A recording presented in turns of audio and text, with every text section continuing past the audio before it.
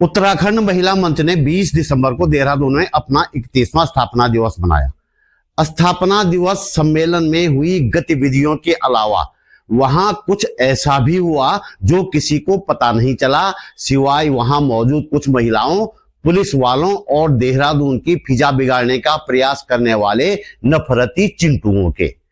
उत्तराखंड आंदोलन में सरकारों के दांत खट्टे कर अलग राज्य झपटने वाली इन महिलाओं ने नफरती चिंटुओं को इशारों में ही समझा दिया कि खबरदार, कुछ गड़बड़ की तो तो क्या, तुम्हें शह देने वाले तुम्हारे नेताओं को भी मुंह छुपाने की जगह नहीं मिल पाएगी कहीं। क्या था मामला, विस्तार से बात करेंगे इस वीडियो में। सम्मेलन की क्या खास गतिविधियां रही, यह भी बहुत संक्षेप में बताऊंगा। वीडियो में अंत तक बने रहिए।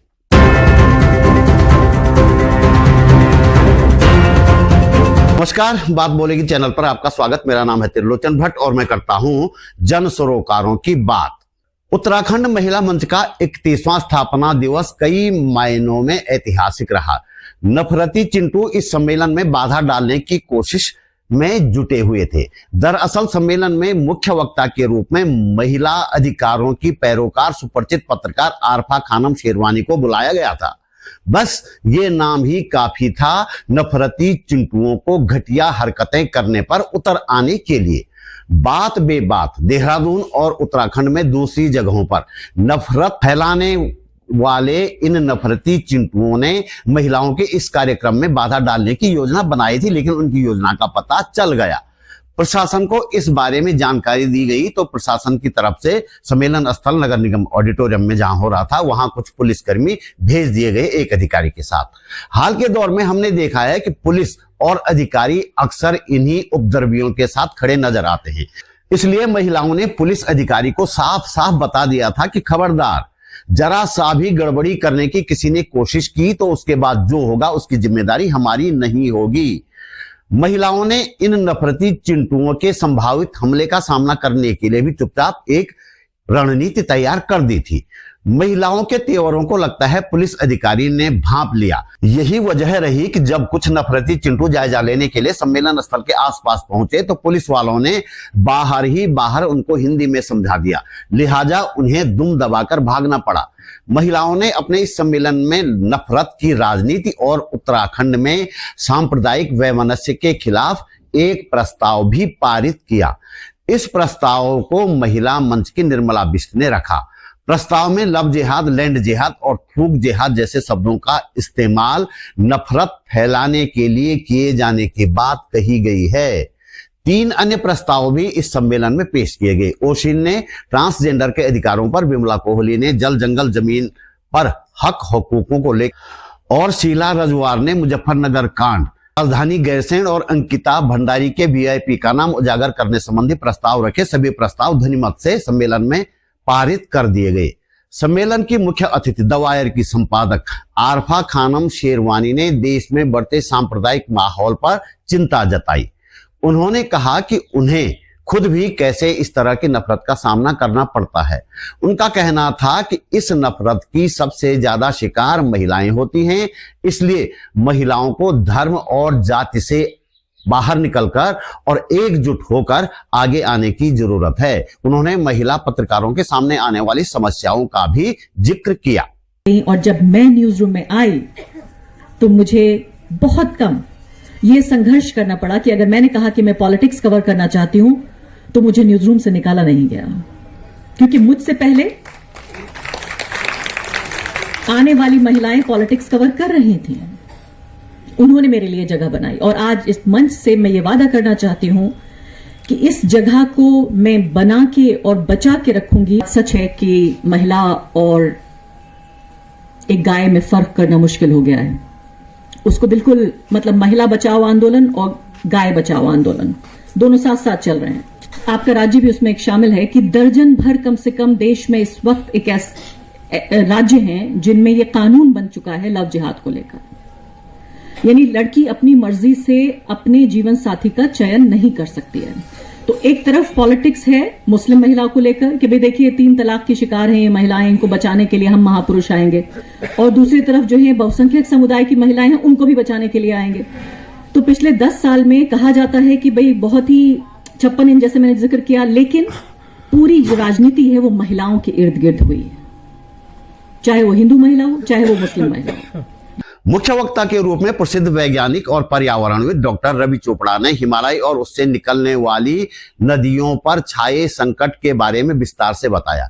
उन्होंने कहा कि हिमालय जितना मजबूत हमें दूर से नजर आता है, वास्तव में उतना मजबूत है नहीं। हमने बड़े बड़े बांध और चौड़ी चौड़ी सड़कें बनाकर हिमालय को और ज्यादा कमजोर कर दिया है। जंगल काटने से भूमिगत जल स्तर लगातार गिर रहा है और हिमालयी राज्यों की सदा नीरा नदियों में लगातार पानी कम होता जा रहा है। उन्होंने अल्मोड़ा की कोसी नदी का उदाहरण भी दिया।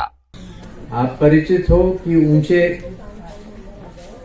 पहाड़ बर्फ और वनों से ढके हुए, हिमनद और हिमनद से जनित सदा नीरा नदियां और अद्भुत जैव विविधता, ये हमारी प्राकृतिक विशेषताएं हैं कि इस पूरे विभाग को उत्तर पूर्व से लेकर कश्मीर तक 3 समानांतर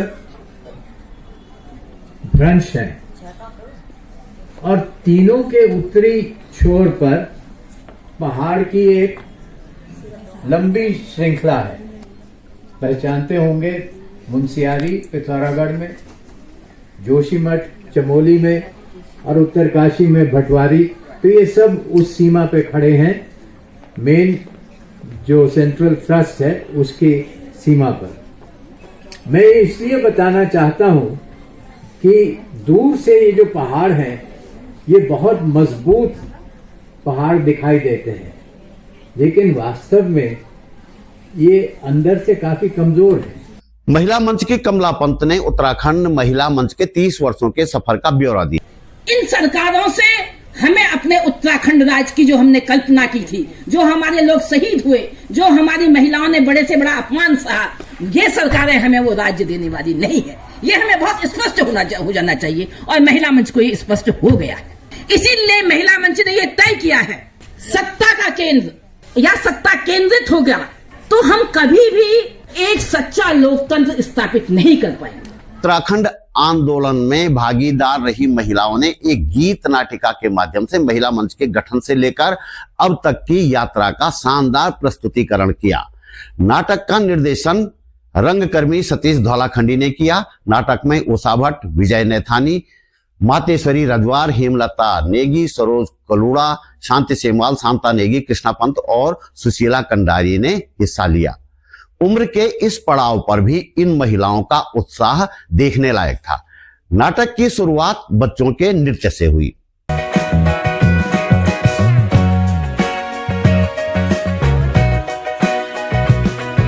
इस ऐतिहासिक सम्मेलन की अध्यक्षता नैनीताल से आई मंच की संस्थापक सदस्य डॉक्टर उमा भट्ट ने की। वयोवृद्ध सदस्य भुवनेश्वरी कठैत पूरे समय मंच पर मौजूद रही। कार्यक्रम का संचालन निर्मला बिष्ट और चंद्रकला ने किया। 300 से ज्यादा लोगों की मौजूदगी ने इस सम्मेलन को पूरी तरह सफल बनाया। कुछ नामों का जिक्र करें तो उनमें माया चिलवाल, ज्योति सनवाल, मनोरमा नेगी, प्रभा रतोड़ी, मुन्नी तिवारी, लीला बोहरा, पद्मा गुप्ता, मंजू बलौदी, सीमा नेगी, शकुंतला मुंडेपी, तुषार रावत, अनूप नौटियाल, इंद्रेश मैखुरी, रोशन धसमाना, डॉक्टर एस.एन. सच्चान, जन कवि डॉक्टर अतुल शर्मा, इंद्रेश नौटियाल, विजय भट्ट, परमजीत सिंह, डॉक्टर राकेश अग्रवाल, गजेंद्र भंडारी, उमा भट्ट, डॉक्टर शिवानी पांडे, मालती हालदार, अंबुज शर्मा जैसे लोग वहां मौजूद थे। तो दोस्तों, इस वीडियो में इतना ही।